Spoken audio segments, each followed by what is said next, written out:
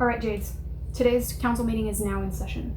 Today we're discussing chapters 12.7 through 13.5 in Pact. Looking at today's agenda, we're discussing what the hell Blake's tattoos mean now that they're gone, whether Blake losing his phone might make him less able to use technology, and what the hell sex with green eyes is like. So first though, we need a bonus section for episode 12. Have you guys written up your suggestions? Yeah, so I threw a list together real quick, just some ideas. We could do another ship ranking. We could go on another long rant about how much we love Evan.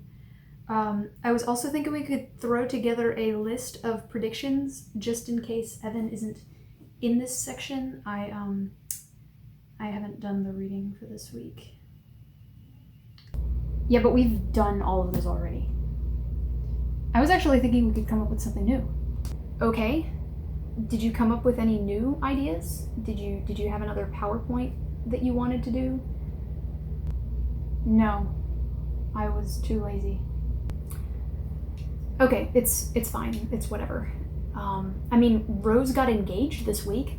We could do some kind of bachelorette joke. I mean, doesn't that have some kind of rose ceremony in it? It practically writes itself.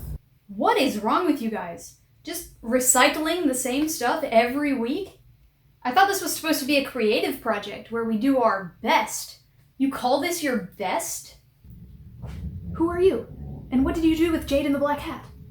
Don't worry about Jade in the Black Hat. She's fine. As for who I am, well, I've been eavesdropping on your little council meeting, and you're all a bunch of hypocrites. You say you'll write good, funny content, but I haven't seen a joke on this channel in ages, and you've been recycling your bonus content for the last 3 weeks. And as for you, aren't you the one that made that stupid Rose and Blake sex prediction back in episode 1? And now you're going so far as to talk about the Bachelorette? You should be ashamed of yourself. That's not a bonus segment. Here, give me a microphone. I'll take care of this episode. Hey, screw you. We don't want to have to write good jokes. We've got the analysis, and that's enough. That's what people come to this channel for anyway. Nobody engage with her. You can't make us participate in your stupid gag. Wait, what are you doing? Psst. Thanks. You already did participate in my stupid gag.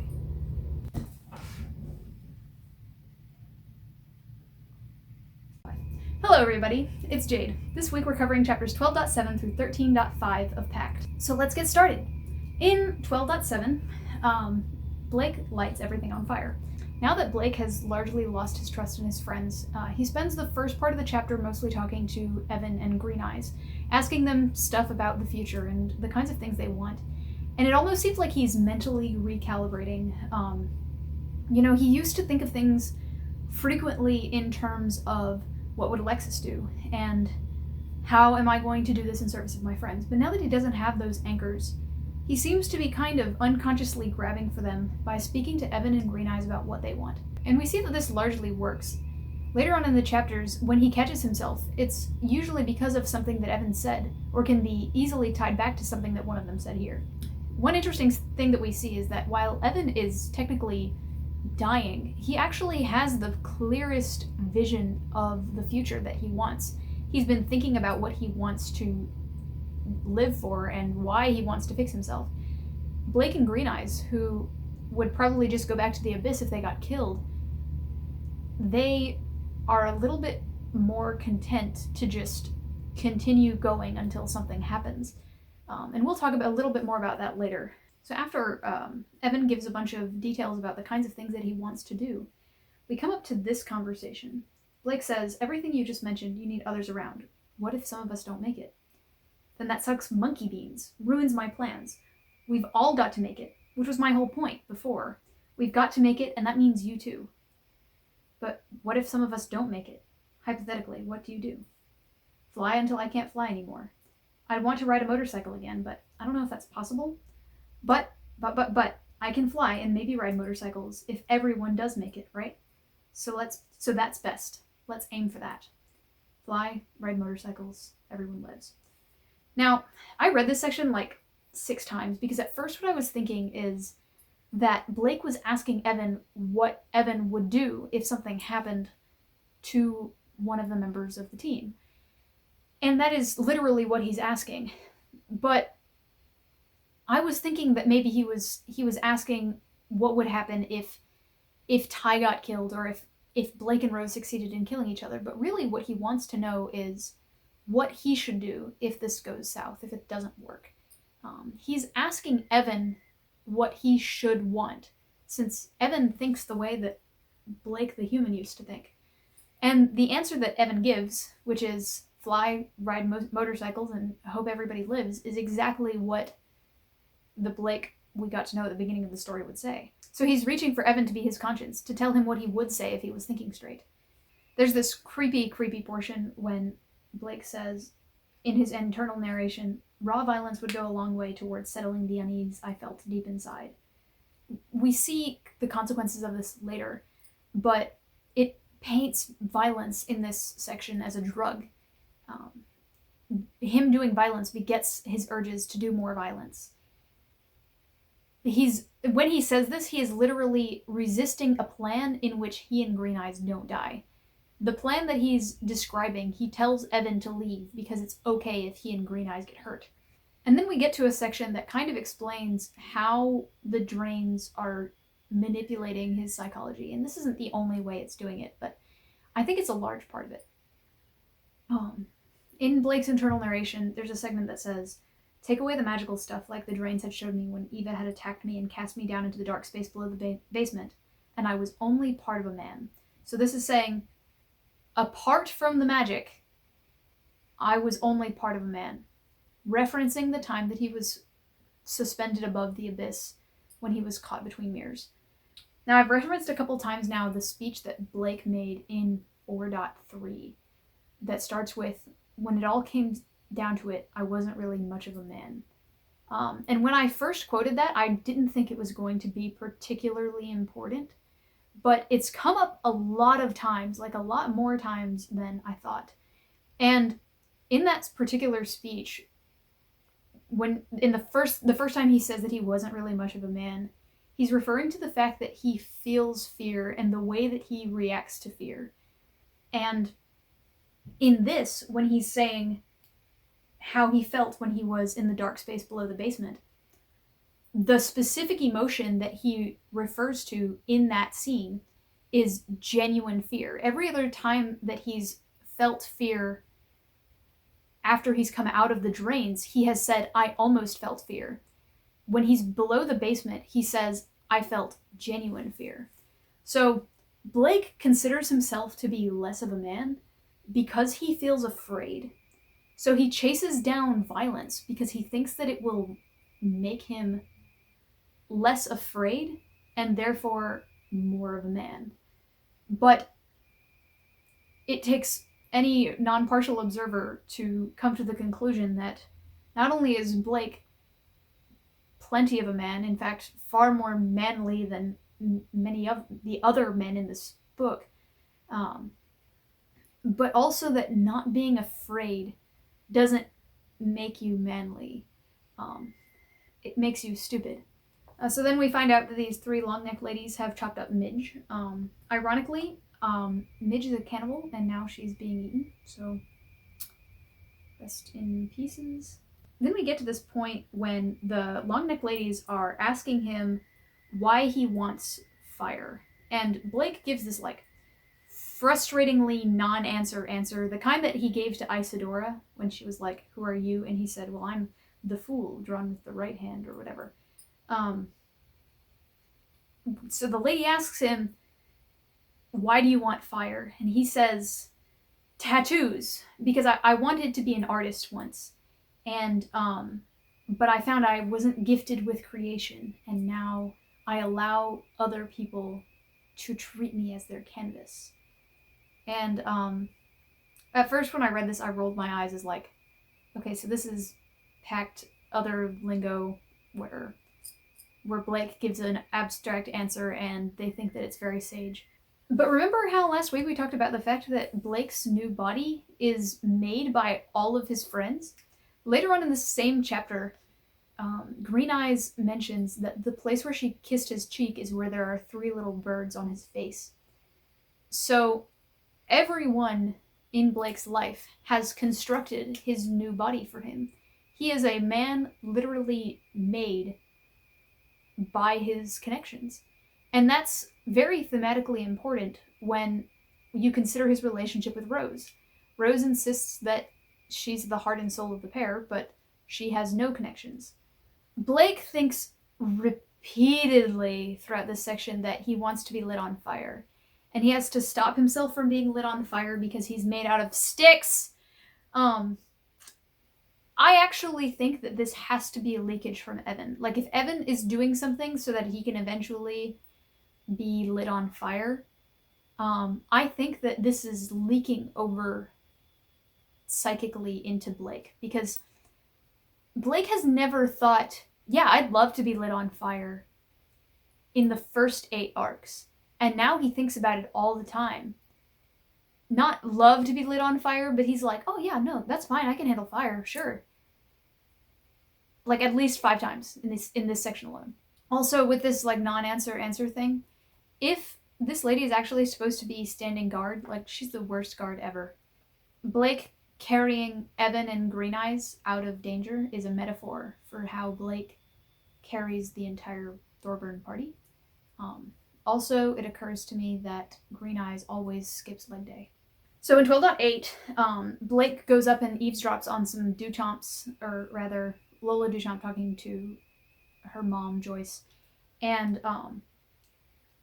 Joyce says, every time the topic of demons has come up, the Bahame leadership are so blasé. You don't act that way around demons unless you're very confident you're safe or you're stupid. Couldn't it be stupidity? The stories I've heard of their misadventures here in Toronto. I'm not sure how to put it politely. So this is funny because, haha, Bahames are stupid. But interestingly, the thing that made them think that the Bahames are stupid is their blasé attitude towards demons, which is interesting because that is the Bahames' secret edge, is the fact that they have a couple of people secretly trained to be Diabolists. So, it's kind of funny. So this conversation also establishes that the Duchamps think that the Thorburns are all dead, and that if they kill Rose, the line will be over. This puts the Thorburns at a serious information advantage over the Duchamps at the moment. This conversation is extremely painful because Blake acts like a crazy person and is extremely threatening and stuff. So throughout all of this, Molly's bell is ringing really loudly, and it's driving the others to do violent things. But it occurs to me that what Molly wanted was for each family to pay 1 child in exchange for her life. But no families have lost a child other than the Thorburns, who lost an additional child in Callan. So I'm not sure what Molly's plan is now as of 13.5, but it could be that she is going to end up wanting each family to pay the equivalent of 2 children. Now, I do think that losing 7 Duchamp husbands is probably that much hurt. I actually laughed at the necromancer whose implement is a crystal ball with a skull in it. This man literally walks around with that item all day, every day. And it would make sense if he's if he has no professional identity. But most practitioners don't. Most practitioners have a normal life. So, yeah, this guy walks around with a crystal ball with a skull in it every day. Also, that's really unwieldy and fragile. Now, it's an implement, so I don't think it would break if he dropped it, but still. So there's this really, really gross part where Green Eyes decloves Jan's stomach.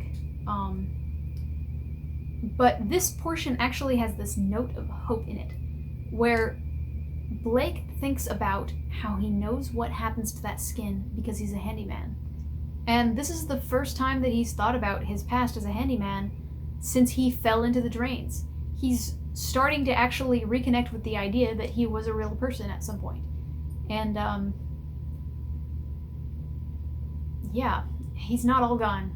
However, in this scene, I actually lost faith in Blake. Like, I was really, really mad at him because he was just going up to people and killing them based on a hunch on what he thought Joyce Duchamp was saying. He regains it later, but at this point I was really, really disgusted with him.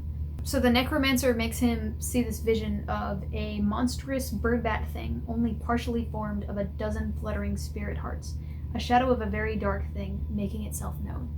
After this point, Blake realizes that this "if I do something violent I will feel better" thing is probably a ruse. So this vision, I think, actually helped him realize that that the bird bat thing is potentially still in his future, even though he does a lot of things that make the bad future possible in 13.3, but we'll get there.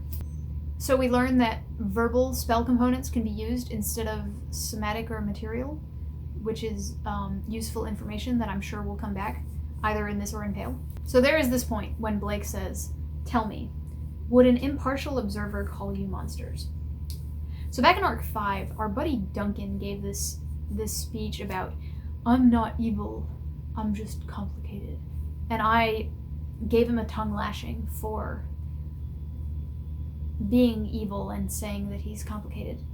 And at this point, honestly, Blake struck me as being that kind of villain. The kind of villain that is like, yeah, well, I have a principle, and I'm going to stretch the truth so that you violated it, and then I'm going to kill you. Especially with what he does to Will Behane later on in this, which is try to kill him for supporting Alistair, which is bad. This is the most distressed that I've been about Blake the whole book. From here on out in this section, he's pretty much fine. Or he doesn't do anything as bad, but this was dark. Weirdly, throughout this whole thing, Evan is quite cheerful. It's very surprising, but he says later that he doesn't know what to do. So it makes sense, but I also was kind of hoping that he would be like, "Blake, stop," which he kind of does. So we find out that the nerds got engaged, Rose and Alistair Behane. I saw all the comments from this chapter when it first came out were people being really, really mad at Rose. Like, "Why did you do this? And Rose is such a bitch." And I actually, that's not what I thought. Most of the time I don't really understand what Rose is doing. I don't understand why she's running for Lord of Toronto other than conquest. But assuming that that's what she wants, this is actually a stroke of genius. This is the best plan that she's ever made. Much, much better than, "I'll check myself into a mental hospital or allow someone else to check me in." And her and Alistair are not obviously bad for each other. It's not a Duchamp marriage. These are two roughly equals. In fact, she's older than him, and she was going to have to anyway. I thought this made sense. However, it absolutely smacks as a callback to Rose 1 and Eamon. So after I thought about their general compatibility, the second thought that I had was, Granny Rose arranged this in some way, and any free will that either of these two poor saps feel that they have is entirely an illusion, because Granny Rose put this into motion. Because she wanted the Behames and the Thorburns to be united eventually. And after reading Alistair's interlude, I still think so. In fact, I think so more. In fact, at this point, I'm pretty sure 70% of everything that Rose does, if not more, is completely orchestrated by Granny Rose. We haven't seen much of Rose's actual motivation, so every time we don't see why she does something, I assume that it's because Granny Rose wants her to. Especially because Rose has shown a disturbing amount of concern for doing exactly what Granny Rose wants at all times. So 12.x, which is Alistair's interlude. And the first thing we see is him skipping school, which is funny because one of the only memories that Rose has separate from Blake is her going to school. So Anyway, so one of the very first things we learn about Alistair Behane comes from this monologue. Sad thing was, he thought Behane girls didn't tend to age well. They were healthy, but healthy was not a label most girls liked to have stuck on them. Ainsley would be one of those most. Going by their older cousins, she'd be pretty as a teen, and then she'd get lucky. But the sad fact was, she was stuck with her parents while she was a teen, and her parents were dead set on making her a dork. Tragic. So, we find out here, A, that Alistair judges people based on how they present themselves, what kind of clothes they wear. Also, he's in 8th grade, so his opinion of girls is pretty yikes. But when you're in 8th grade, you don't usually have a normal opinion of whatever gender you're interested in, so, that would probably sort itself out later, and he seems to treat Rose perfectly fine later, so I don't care. But the irony of Alistair Behane calling someone a dork. The man's implement is a deck of cards, and he's calling someone a dork.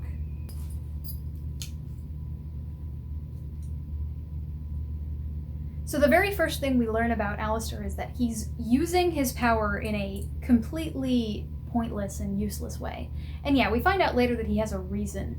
But when you find out that a 14-year-old is skipping school, your immediate thought isn't, oh, it's to help his family. It's that he's a lazy little shit. So if Rose and Blake are truly... if Rose and Blake are truly the same person cut in half, we have to judge... The camera is shaking, but it's because my cat is licking the tripod. So if Rose and Blake are truly the same person cut in half, we have to judge Alistair against Alexis, right? Blake's person of choice versus Rose's. And yes, I know, at this point it looks like Blake is going to end up going with Green Eyes or whatever, but we know the kind of person that Blake loves. Good people who do good things. And here's Alistair skipping his geometry test. I think the story is doing a lot to contrast the people born into magic and the people who come into it later for more altruistic reasons. And Rose and Blake are are on the line between the Duchamp girls who are entitled bitches and the Ty, Tiff, and Alexis types who joined to help their friend and will probably go home after this. Because they were born into magic and they do have a responsibility to their family, but they ran away. And they don't have a past that causes them to be so full of themselves about their magical roots.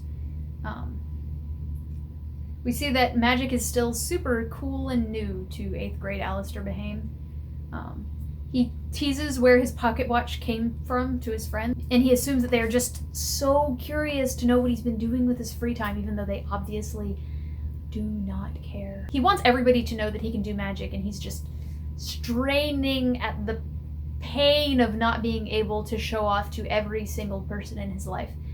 And it's kind of charming. It's douchey a little bit, but it's charming as a character trait.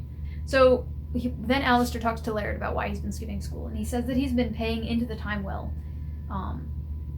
in a roundabout way, so that he can one day be head of the family. He also thinks that when he skips school, other people around him get sucked into skipping school too, and is kind of hoping that this screws up Lola Duchamp and Molly's life. Which is kind of a dick move, but, you know, not awful. Speaking of which, he's drank the Thorburn-hating Kool-Aid at this point. He goes on an internal rant about how much he hates Molly Walker, even though she doesn't know that she's actually a Thorburn. Which is hilarious, because he marries a Thorburn, or rather, he is trying to marry a Thorburn in the present time. We see his very first exposure to the cards. It turns out that the cards selected him as the chosen one, which adds a little bit of detail as to why he would have chosen the cards as his implement. He wants to be special, the cards think he's special, let's take the cards.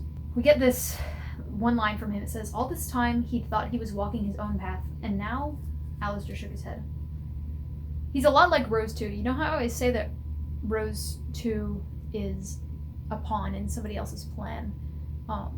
Alistair's the same way. He thought that he was acting in a way that was surprising to everybody else and they didn't know what he was doing, but they all know exactly what he's going to do before he does it because there's a plan laid out for him. We see Laird take Alistair to meet Granny Rose, and she shows him some freaky demons. And then we get this line. My heir, whichever I select, may call things like this to use against you and your family, Alistair. Wheels have been turning for a long, long time, and try as I might, I'm not in a position to stop them. They have too much momentum. So, it seems like Granny Rose made this complicated plan for what she wanted to do with her heir, and it became really complicated, and then she changed her mind, and now the plan is not exactly what she wants, and there's something wrong with the plan, but she can't stop it. So all this Granny Rose worship that Rose has been doing about, well, if Granny Rose wants me to do this, then I have to do it. Maybe it's not the best. Maybe Alistair can tell her this, though. I don't think he will. I think we're going to watch this clusterfuck. Weirdly, she seems to be prioritizing the Behames over whatever Rose could be planning in the future. So she tells the Behames, hey, look, I think my heir is going to try to attack you with some demons. Here's what you can do to defend yourself. And she's been doing this for generations. So this means that she's either very, very certain that Rose would be okay if the Behames counterattacked, or she's very, very certain that the Behames would not attack the Thorburns, which, ha, ha, ha, ha. Or she's concerned that Rose may not be an acceptable continuation to the family or the wheel-broken legacy she wants to leave. She alludes to the fact that the demons may have created practitioners and so on. That the demon's destruction can be a kind of creation. And this is thematic because we've seen that everybody hates the Thorburns, but the Thorburns are on a collective redemption arc that everybody else refuses to believe, but we, the reader, know is happening. And maybe the same is the case with demons in general. Not that demons are good, but that they have a different purpose than we thought. So he goes to talk to Rose Jr. at the mental hospital, and he tells her that her people are mostly okay. And it says he saw the relief in her. This is the first indicator that we've gotten, I think, that Rose actually cares about her teammates since she had her memory wiped, which is nice. So then after this, Alistair asks her to unite her heart and soul of the Thorburn family with his heart of the cards or whatever, and now they're engaged. She says, well, you're looking like a knight in shining armor here. A good portion of this was Laird, he said. Not me. Truly a romance for the ages. No. Basically, he's saying something that Laird said to him caused him to think that one day he would need to bring a engagement ring to a mental hospital where Rose Thorburn is. These children have no free will. But seriously, I think they're a good match. Time skip. You may notice that it's darker outside. That's because I left to play Weaver Dice, a tabletop game brought to you by Wildbow. Anyway, back to 13.1. So, in 13.1, Blake talks to Rose and Alistair about, could I not die, and stuff like that, and why are you marrying this stranger? Not an answer we get, unfortunately. But I had this thought. So in the last section, Rose said that the girl ends up with the heart in a split reflection, split by the barber, and like I said, everybody that reads this goes, "What are you talking about? Rose is a kind of a heartless bitch. Why would she have the heart?" But the phrasing is "ends up with." And it made me think of what we know about familiars in the Pact universe, which is that the universe conspires to keep a familiar and their master together. It's not that they are brought together by any kind of physical gravity, but stuff just happens such that in the end the result is that the master and familiar are together. And that made me think of the girl ends up with the heart. It seems like Blake falling to the abyss and Rose ending up with Blake's friends who who started to love her in the time that he was gone, is part of the universe conspiring for her to eventually have the heart of the two. She's now engaged to be married to someone that she appears to have at least a passing interest in potentially being attracted to one day. I can see Rose coming out of this a more whole person emotionally, but she hasn't really displayed those tendencies yet. So we'll see. It's just a theory. So basically in this chapter, Blake approaches Rose, and Rose is like, let's kill him, and Alistair is like, anything for you, my love. And Blake is like, please let's not kill me. Here's some reasons why I'd like to live, and here's some maybe alternatives that we have. And Rose is pretty much, she's not enthusiastic about exploring any opportunities to not kill Blake. Nothing is perfect enough of a solution. She's already kind of decided that she wants Blake to die, which we saw in the vision, and it takes quite a bit of convincing for her to even consider the offer that Blake makes. I was pretty frustrated with her. And it doesn't help that Alistair is just like, yeah, cool, let's kill him. Sure. And at this point, Rose really lost me, and I was super angry at her, and I decided that I hate her now, and I'm not gonna like her anymore until the next time that I forgive her.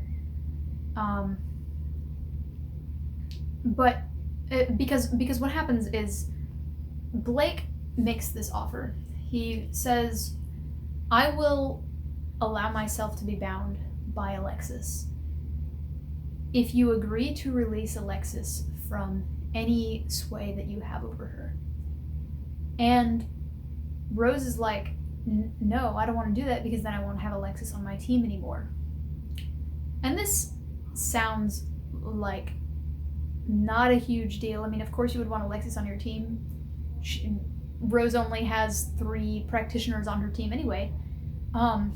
But it reveals something that we've pretty much suspected for a while, which is Rose has been using Conquest on the rest of the Cabal so much that she at least believes that it's the only reason that they are staying with her. Now, if you ask the Cabal, why are we staying with Rose, they always have reasons. And in the situation that Blake outlined, where Alexis is released from the Conquest sway that Rose has, she would probably, in reality, stay because of Ty and Tiff. She doesn't really have any reason to leave other than potentially being mad at Rose for brainwashing her. But Rose believes that what she has done is effectively brainwashed the Cabal, and she refuses to let them go. That is evil mastermind shit. I mean, that's really bad, and she shows no remorse and no interest in writing this or in finding an alternative solution. But what it really does is illuminate that Rose's primary character trait is a crippling insecurity. And everything that she's done recently is compensating for this vast well of insecurity that defines her personality at this point. Because Rose has no past. All of her memories are a subset of Blake's. She remembers some basic facts about herself that are different than Blake's facts, but she can't draw on them. Like he says, she can't draw on the memory of school, even though she knows that she is supposed to have gone there. She literally has only less life experience than Blake does. In 7.x, Isadora describes Blake as a person defined by experiencing both great kindness and great evil. The kindness referring to Alexis and co, and the great evil referring to Carl. Both of these are memories and people that Rose has no memory of. And yes, she met Alexis later, but they're not friends. She hasn't forged some connection with Alexis or Ty or Tiff or even Evan that that has caused her to grow or gain character traits. In fact, Rose is acting like Carl. She's created her own little brainwashed cult in Hillsglade House. She also has no personality. Her personality traits have been largely wiped away. There are very few things that she says she likes and doesn't like that wouldn't be something that Granny Rose wouldn't reasonably agree with. She doesn't have anything that can identify her. She didn't get to keep Blake's tattoos. She didn't even get to keep her clothes. She has to wear Granny Rose's clothes because she has no way to express herself, and she has nothing to express even if she could. She hasn't tried to go buy other clothes. What Granny Rose wanted was a tabula rasa, and she did what she could to get it. Additionally, Blake says that she has the heart, and he basically gives her this as a point. But it calls back to the fact that only 3 chapters ago, we literally saw Blake place his own beating heart inside his own chest. And yes, it gets stabbed at the end of this chapter, but the point is, it basically demonstrates that while Rose says she has a heart, what we have seen is Blake acting like he has one and physically having one. She has no connections. All her ties are to people that originally belonged to Blake. And she knows that Ty, Tiff, Alexis, and Evan would prefer Blake, so she uses conquest energy to brainwash them into loving her. She doesn't try to be their friend. She enforces it. But she knows that their true connection lies to Blake, something that she may even be able to see with her sight. This appears to be why she's latched on to Alistair so quickly, because he's the first person she's gotten to meet that she met independently of Blake. Alistair is her Tiff or her Mags. But ultimately, before she had Alistair, Rose had absolutely nothing beyond being the chosen one. And because of this, she latches on to just whatever Granny wants, because she is defined by the fact that she is what Granny wants.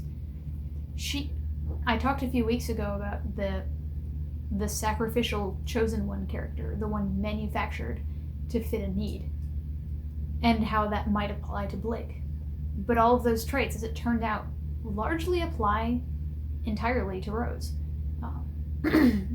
She just isn't supposed to die. She's supposed to love her role, and she's doing her best. She also doesn't have a habit of telling the truth. When we first met Ty, Tiff, and Alexis, we noted that Blake didn't have to think about whether he was telling the truth when he was around them.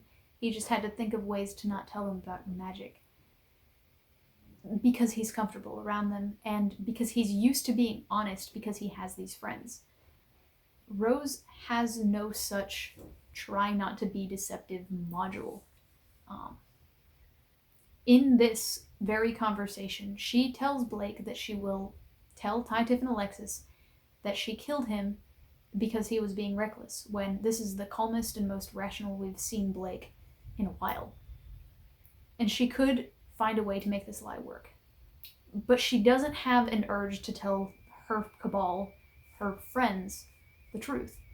So then they almost shake on this deal, which is horrifying and sad, but also hopeful, because they're able to reach a compromise here. But then Molly interferes. Molly doesn't want Blake shaking hands with Alistair Bahame, which leads me to a question. So why did Molly freak out when Blake shook hands with Alistair Bahame over a deal that he was making with Rose, another Thorburn? But she didn't freak out when Rose agreed to marry a Bahame, thus uniting their families.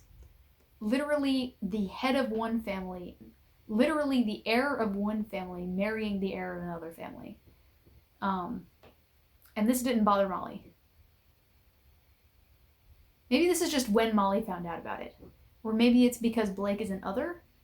I don't know. I'd like to know a little bit more about Molly at this point. She's very mysterious. She may actually remain mysterious, though. Also, for rule of three purposes, Peter or Blake needs to marry one of the Duchamp girls. There's a Duchamp marrying a Bahame, and now we have a Bahame marrying a Thorburn, so we need to have a tie from the Duchamps to the Thorburns. I mean, Peter meets the Duchamp girls later in this section, so maybe. Not that I think we need to perpetuate this bullshit. So in 13.2, Blake, Green Eyes, and Evan talk to Molly, who is either turning into a bell or a god, I'm not sure. And then Blake steals a Bahame woman's skeleton. So yeah, you know when they were like, who's a reasonable person they were talking to, and they just went down the list and eliminated people that they weren't going to talk to? I was 100% certain they were going to talk to Mags. Mags is the perfect person to talk to about this issue. This is her job. This is what she is supposed to be doing in Jacob's Bell. So, obviously, they summon Molly Walker, who has been responsible for what looks like almost 100 people's deaths in the last day.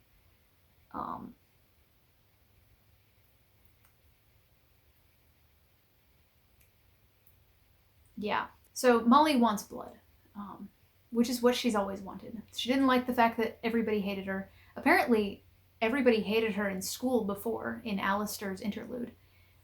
So now she knows why everybody hated her. They hated her enough to kill her, and they've now killed her brother. At first I was confused as to why they wanted to go after Sandra Duchamp. Because we think of Sandra as being someone so neutral to kind after her role in Signature. But seeing what they do later, I actually completely agree with the tack that they take. Now, I'm not sure that the tactic that Blake comes up with is the one that he was thinking about at this point when he was talking to Molly. It seemed like he just wanted to do a violence. But here he swears that he is going to kill the monsters for the third time. So this is his most powerful, I promise to kill people, monsters, that he's had in the book. So I assume that the reason this arc is called Execution is because this arc is going to be all about Blake executing the 7 people on this list, which is super exciting. I thought it was neat, but we'll get to that.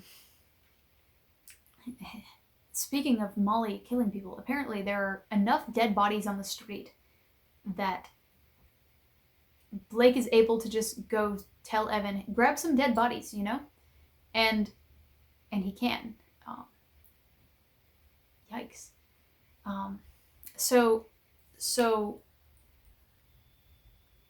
Rose is trying to unite the Thorburn family with the Bahame family by, marrying their chosen heir. So Blake decides to one-up that by stealing a Bahame woman's skeleton and infusing it into his body,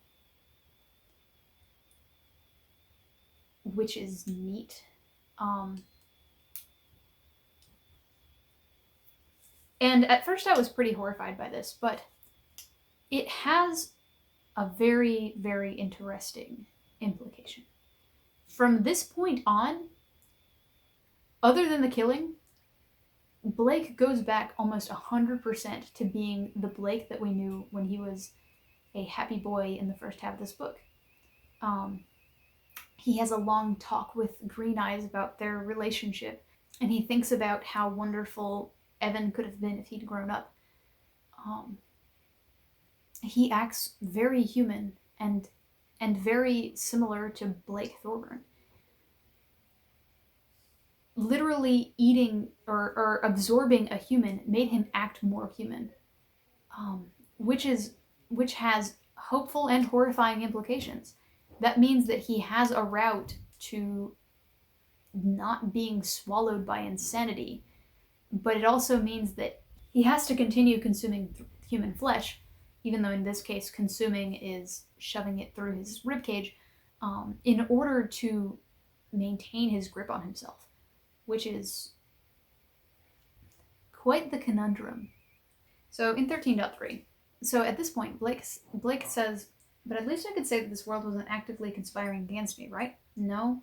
Well, at least it wasn't actively conspiring against me with some malign intelligence. It was just general karma and bad luck.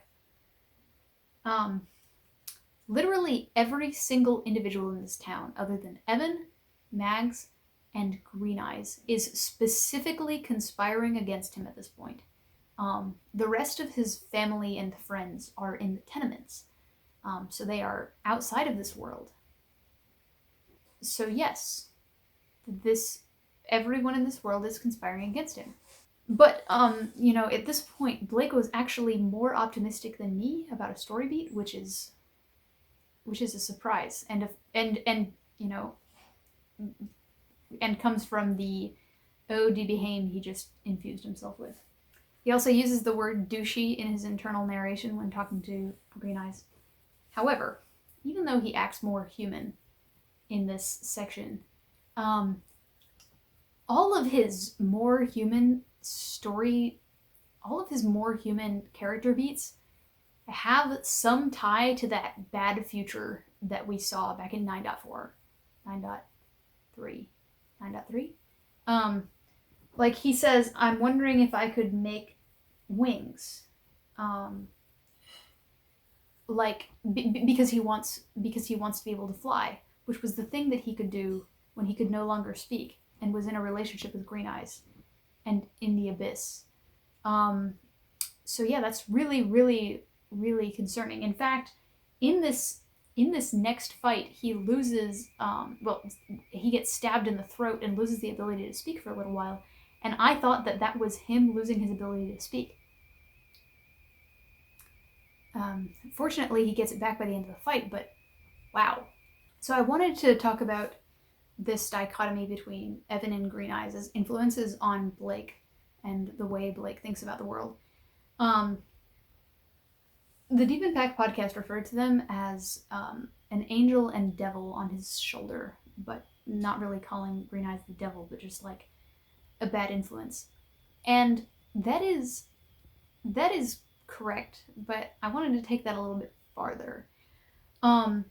So in the first chapter of this section, Evan said that he was the only member of the party who could outline the future he wanted, which was fly, motorcycle, everybody lives, and finish with video games and stuff. But Green Eyes gives this long talk about how she wishes she wanted something, but she really doesn't. She says that she thinks if she wanted something when she was alive, she would have been able to find her way back home. She says even if she had a little dog that she wanted to come home to. And that's why she's so drawn by the abyss to return. And I think it ties back to this thing that Blake said to Evan a little while ago, that that he felt this security in being homeless by knowing that there is nowhere further that you could reasonably fall. Knowing that this is pretty much as bad as it's going to get. The dichotomy between Evan and Green Eyes sort of represents this accepting what you have versus wanting something more and dreaming about it. And Green Eyes isn't a bad person. She doesn't represent any character traits we see in any of the bad guys other than killing people out of habit, but whatever.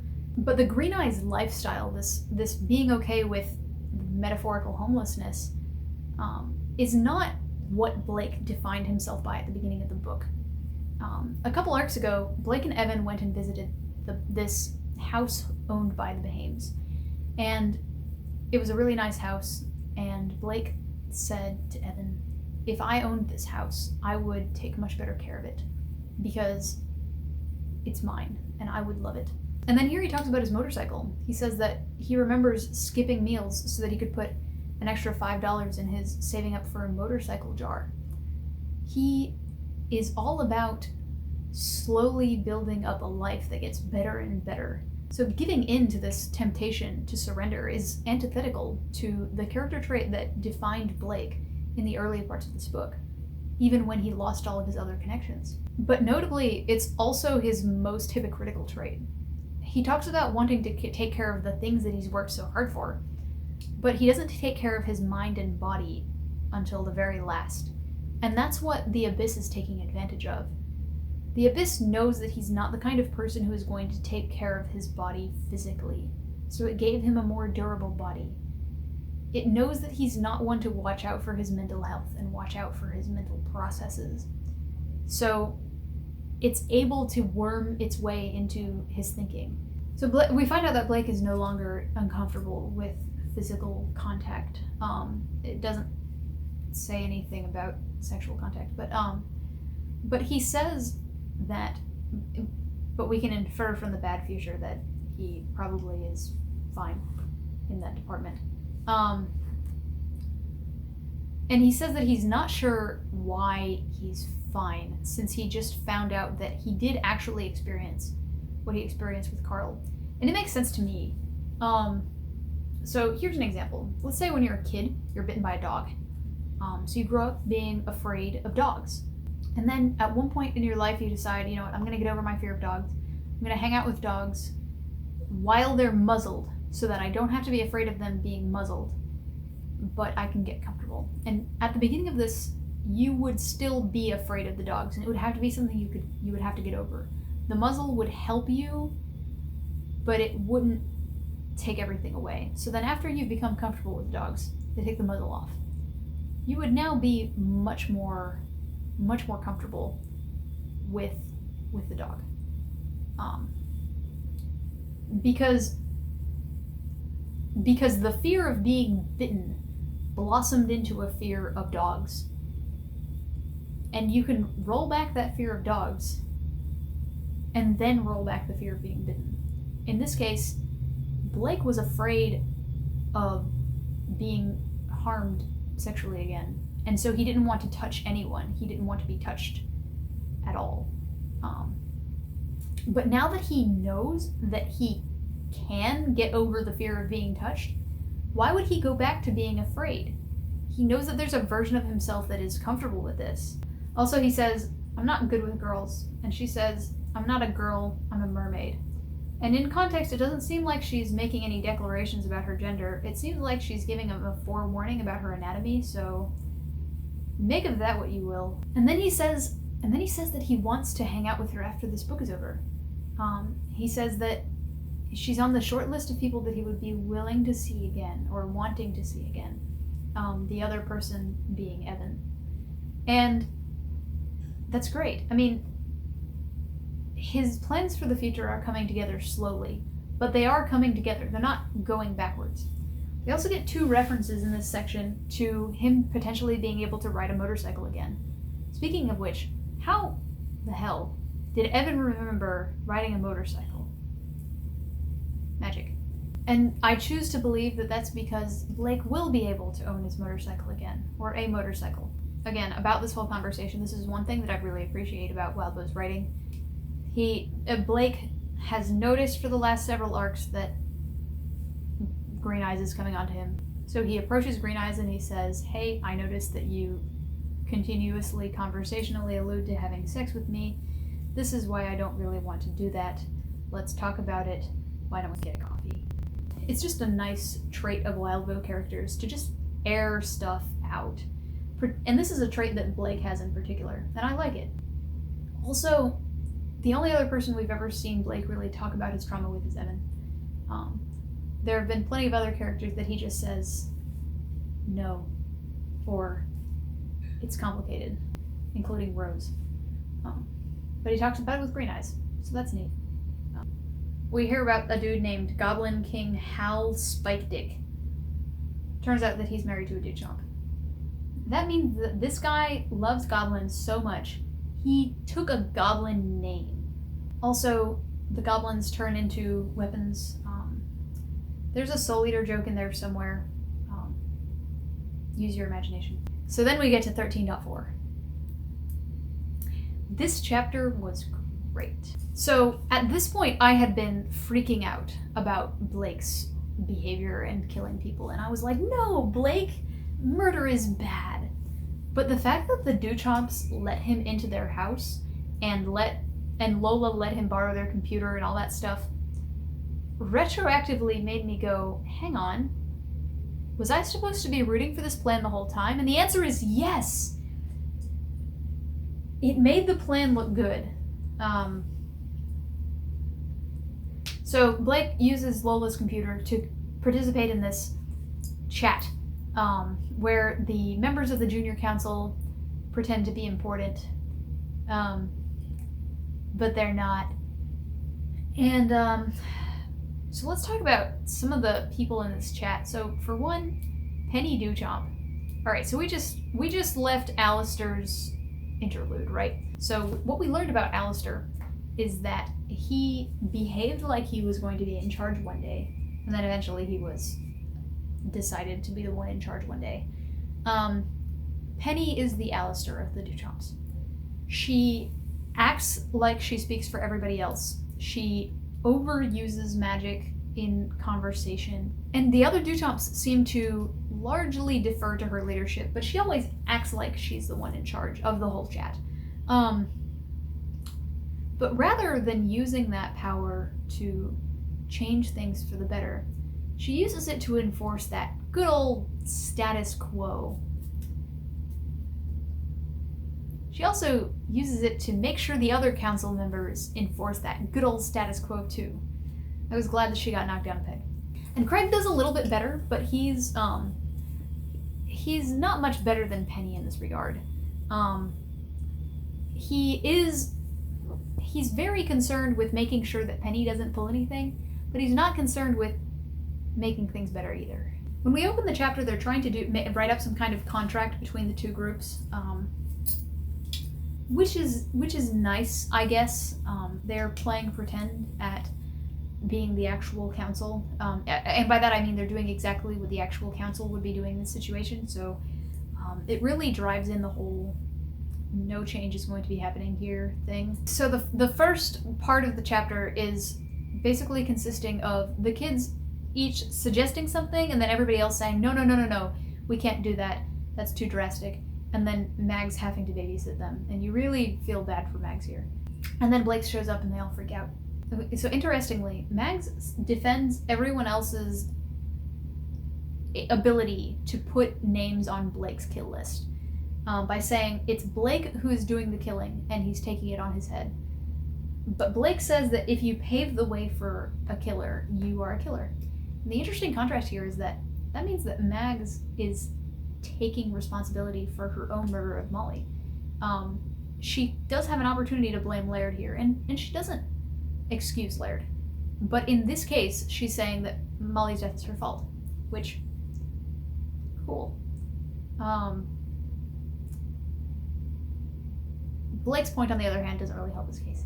So then Blake pulls the rest of the Thorburn kids in, and the junior council doesn't want them there. Because they're not actually trying to create a junior council. They want their fun after-school magic club where they pretend to be important. And it really just doesn't make them look very good.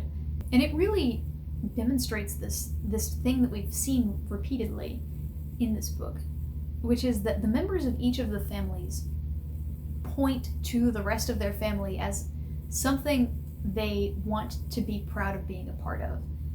But they don't necessarily try to make it better. A lot of them will say, I'm proud of being a Bahame, but then use the fact that they're already a Bahame as an excuse to not have to try.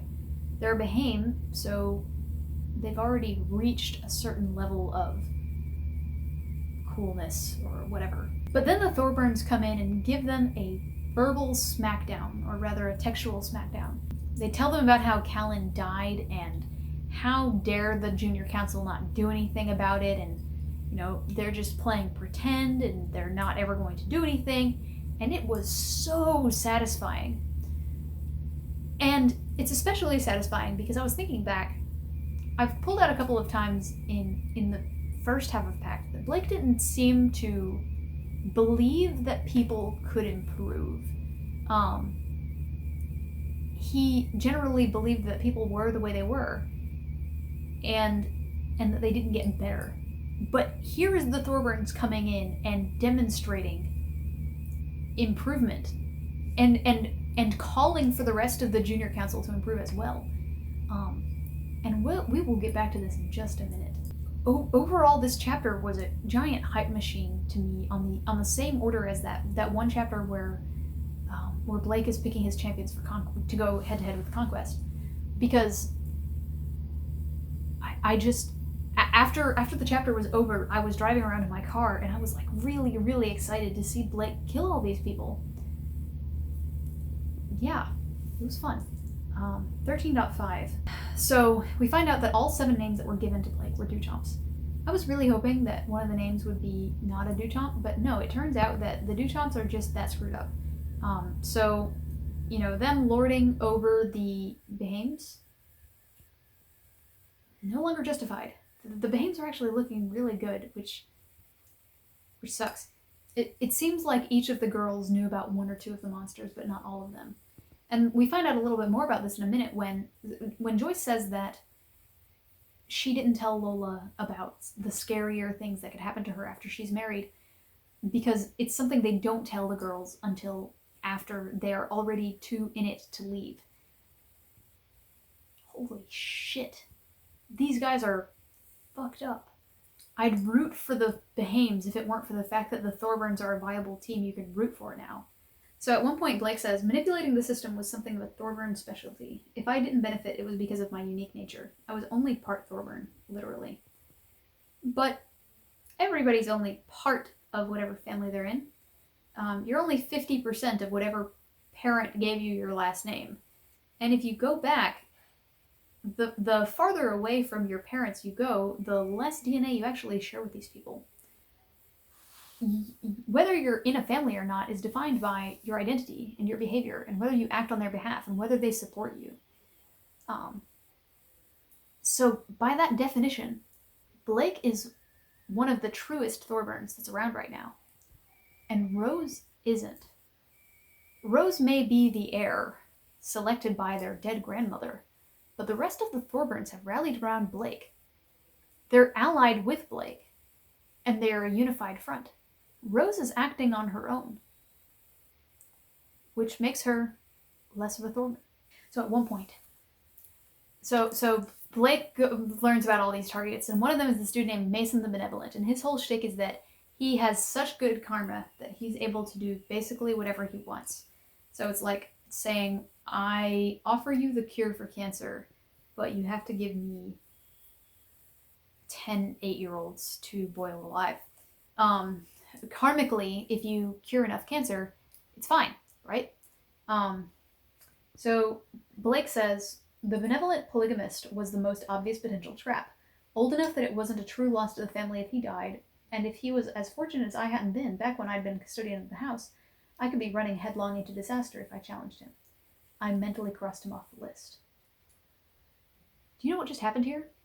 This guy's karma was so good that someone who had just promised to kill him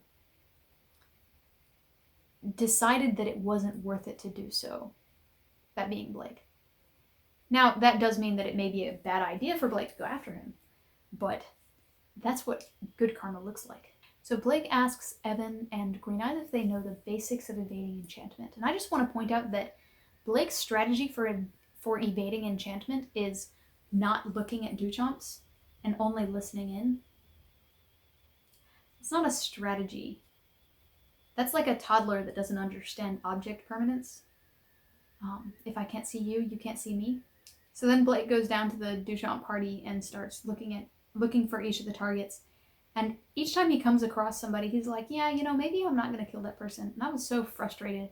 It's like, dude, you've finally gotten me on team Terminator Blake. And now you're deciding not to kill these people. But he ultimately decides he's going to go after this dude named Crooked Hat. And Crooked Hat is the guy that nobody could figure out why he deserved to die. But whatever. This guy's a real dipshit. So first he fights Crooked Hat's wife, presumably, who is so much more advanced at enchantment than Blake could anticipate. She's able to manipulate his connection to gravity and the surroundings around him. He had no idea what was going in here, but he figures it out, especially because he's able to use another as a scapegoat to occupy some of his opponents. At one point he grabs Evan and says, I didn't like the unusual number of sharp wooden points and splinters surrounding him.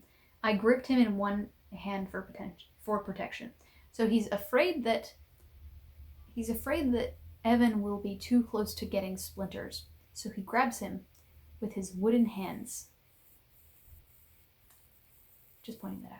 So then we get to my favorite bit of character development from Blake.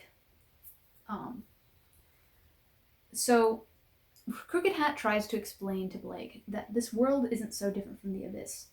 And he starts thinking that he wasn't going to fall into that trap. And Crooked Hat seems to actually believe this. Like, he thinks that he's just super, super cynical. And he believes that, the world is dark and blah, blah, blah. But Blake is able to actually think himself out of it. He says, the amount of shit people could pull because others bought into the idea that it was just so, mystically and in real life. No, it wasn't just so. I wasn't going to fall into that trap. I hadn't when Carl had tried to make me buy his worldview, trapping me in his way of thinking. Bullshit, I said. Bullshit, bullshit, bullshit. This is crazy. Okay, so at the beginning of this book, Blake couldn't handle physical contact with other people because he was afraid that they would do to him what Carl did to him. But what Carl did, primarily, was manipulate him emotionally. And remember, we pointed out several times at the beginning of this book that Blake was able to be manipulated emotionally very, very easily.